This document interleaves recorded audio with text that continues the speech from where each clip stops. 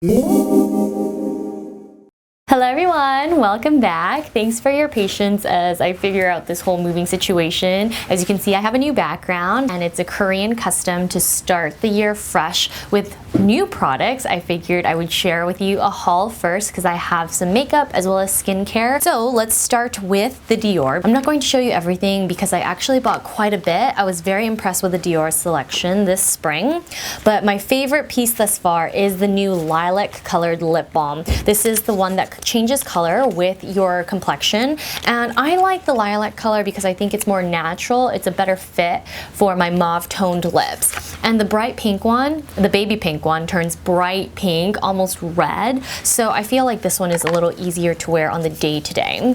And in the tube it looks more like a neutral pink, but on my lips it doesn't actually change color too much. But I really love it and I'll be showing it to you in action in my Dior Spring 2016 tutorial. And now here is the lilac colored Dior Vernis. This one caught my eye immediately because it's not a true lilac. It's actually a lot more pink than I expected. On my yellow toned complexion, it actually looks even more pink. So I'll show it to you guys on the nails soon. I'm actually thinking about showing you how I do a manicure with a simple nail polish like this. And here we have Bluette, which is more of a pastel blue. It's actually a lot lighter than I expected and a little bit warmer in person as well. So it doesn't look quite as cool as it does in the stock photos online. I did purchase a lot more other Dior. I just didn't want to show and overwhelm you with all of it before I filmed the tutorial. So keep your eyes peeled for that video.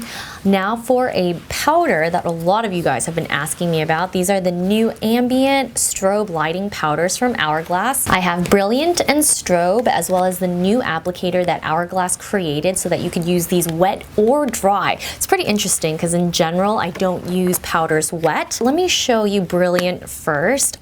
This one caught my eye first because it's so nice and warm. I don't find that a lot of yellow toned highlighters look good on my skin because they run a little too warm and they oxidize too much. But this one has a nice champagne gold tone, so I really love this one. I'm most excited to try this one. These compacts are the same size as the Hourglass ambient blushes, and I think it's perfect for highlighter because you shouldn't be putting highlighter all over your face. A little goes a long way. And this is the other second lighter color in the range of 6 called Iridescent. These two are just so phenomenally pretty. This one will pop a little bit more on my skin tone because I am warmer, so that contrast makes it look a little bit brighter. So I'll probably be using this one on camera more, and Brilliant in real life would probably look a little bit more natural and flattering. Now for another base product that I was really excited about, here is the Guerlain BB Plus Hydra Beauty Balm with sunscreen, and this has an SPF of 25. I purchased it in the color Light or Claire,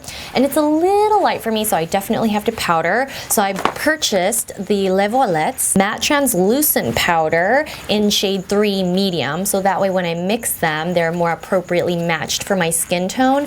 The BB cream though is not as hydrating as I had expected. The coverage is amazing, but I did find that it kind of sat in the larger pores around my nose a little bit, so I decided to mix it with my sunscreen, or I sometimes mix it with my Burberry Fresh Glow foundation. I think it helps to create a more emollient texture, and so it looks even smoother. It's a little bit sheerer, but I've been wearing really light bases recently. My skin has cleared up so much, so I prefer a more translucent, clearer base. Now going back to the pressed powder, I haven't used Guerlain pressed powders ever since they discontinued the meteorites that I loved a few years ago. They reformulated it, but I don't feel like it's the same in terms of texture. But this one looks pretty similar. It has the lace pattern on the compact as opposed to the swirly pearls. But I think this one will be nice because it has the right undertone. It's not too peach, it's not too yellow, and it's not too orange. So I'm really excited to try this one. It also has a very lightweight compact. It's very thin, so I think it's perfect to pop in a purse or a pocket when you're on the go. Moving on, we have some skincare because of course I know a lot of you guys are curious as to what I'm using on my skin skin. I've been trying so many different things. It's hard to keep track because with the move, I don't have all of my skincare that I like to have. It's an arsenal, you know.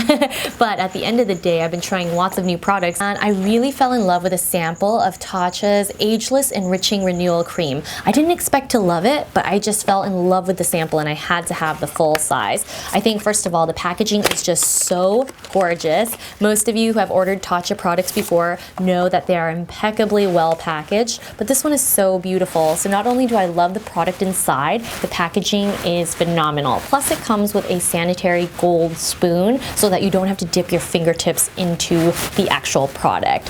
So I love this cream because it feels lightweight. It's not a super heavy night cream. A lot of you have asked me in the past for an alternative to the Lancome Genifique night cream that I used to love. It was discontinued and it also had mineral oil in it, so that was one of the concerns that some of you had. But the Tatcha has a very similar feel. It's very soothing and calming. The scent is very subtle, so even those with sensitive noses can use this, and I just feel like it actually makes my skin feel relaxed and prepped, and it's not too heavy. So if you want to layer multiple serums underneath, you can definitely do that. I think this is one of the very best Tatcha products that I've ever tried, so I highly recommend this one. Now for a new toner, and I get asked for toner recommendations a lot because I know toner is something that a lot of people don't want to spend a ton of money on. So even though I love SK-II's Clear Treatment Lotion, I feel like I was looking for a different option for you guys, and the Kiehl's Calendula Herbal Extract Toner, which is alcohol-free, seems to be a pretty good bet. My sister used to use this a lot when she had acne. She'd soak a cotton pad, and instead of using it all over her face, she would just let it sit on top of a blemish. It is intended for those with normal to oily skin types, but if you're looking for a clarifying toner, I think this is a good one even if you have dry skin like I do. And last but not least, for this new year haul, I wanted to show you the Natasha Denona eyeshadow palette. This is the green brown edition, and I was so floored when I opened this up because I absolutely love the colors. I've been wearing a lot of eyeshadow again. I feel like ever since I encountered the Urban Decay palette from Gwen Stefani, I've just fallen back in love with wearing eyeshadow. Beyond the white packaging, which I think is really unique, I think it's the range of colors in this eyeshadow palette that made me fall in love, because you get metallics, you get neutral tones, and there's so much variety. I do tend to wear a lot of coppery and green tones, especially if I want a little bit of color. I like to use green because it just melds well with my coloring, but I find that Natasha's eyeshadows are extremely smooth, and because I've been wearing her foundation, as some of you may have noticed already, I feel like her line is so understated. It's not super popular yet, but it's just a really phenomenal artist brand, and the quality is amazing. I do think that a lot of these eyeshadows remind me a little bit of Makeup Forever's, which are ultra pigmented but really smooth and don't have too much fallout. I don't like eyeshadow formulas that are really dusty, so I do think that this is a great bet, especially if you are a working professional makeup artist. And that is a wrap for this video. So thank you so much for tuning in as always, and I'll see you next time. Bye.